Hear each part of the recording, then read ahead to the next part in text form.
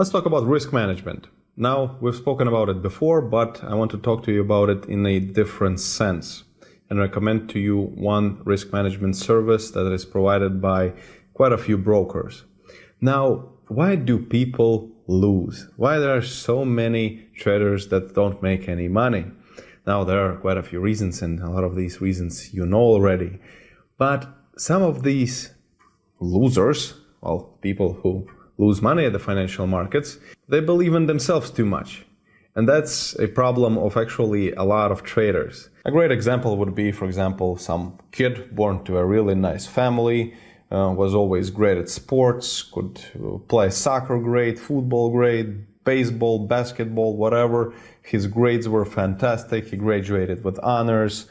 He held a really good summer job. He excelled at that summer job. He got quite a few recommendations. Then he went to a really nice university. He graduated. He got himself a really nice job. So a really great family man, got married, has 2 beautiful kids.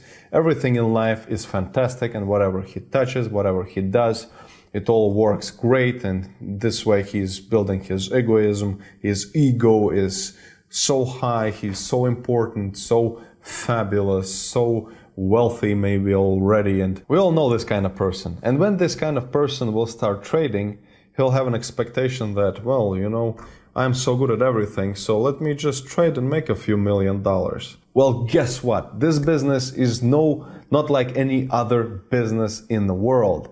And if you are too egoistic and too self-important and whatever the name is, you will suffer and the market will break you.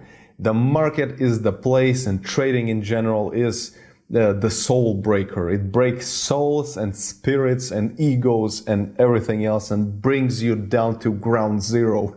And that's what happened to me. I was always actually quite egoistic myself, and I thought that I am very important, that I will achieve success in my life. And then when I started trading, and I've spent a lot of time training even with my super intelligent and professional mentor, trading kicked me in the ass quite a few times, and I felt miserable.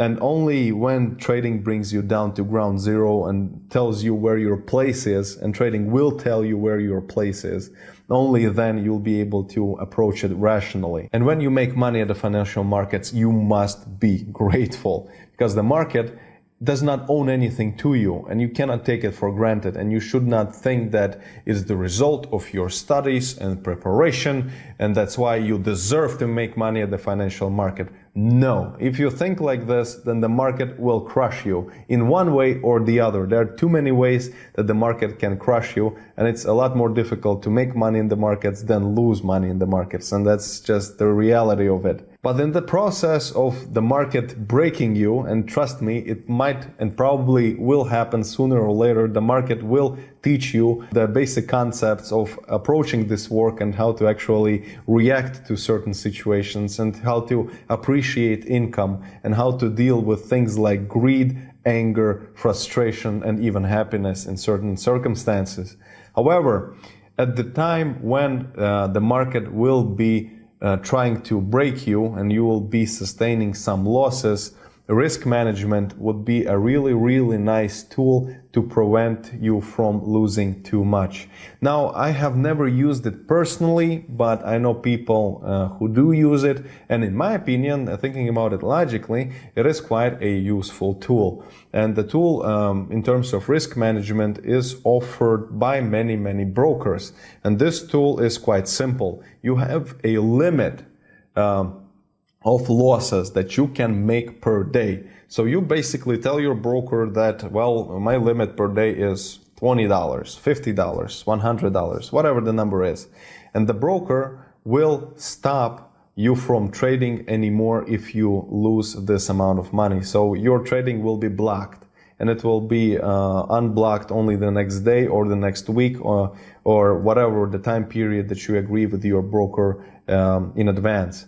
So this is a really fantastic way for a beginner trader to avoid psychological strain and over frustration and overburning yourself in fear and anger and anxiety. And if you lose, let's say $50 per day in the very beginning, this should be your limit.